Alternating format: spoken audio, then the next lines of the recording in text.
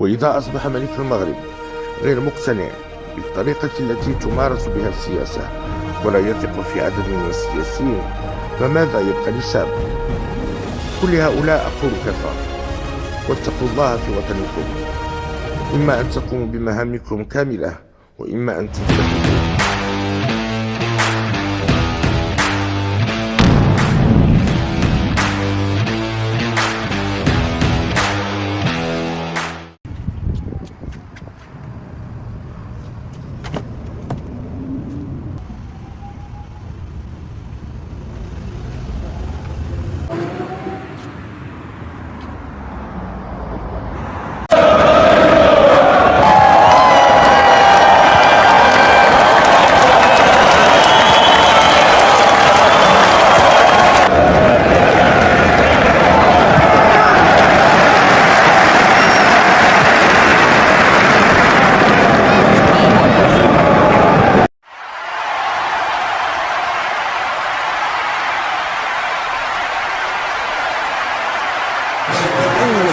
في تاريخ البلديه سوق الارباع تحقق هذا الفائض الحقيقي الحمد لله ديال 2 مليار و800، اللي هو الاخوان كانوا كاملين مجندين باش تحقق هذا الفائض.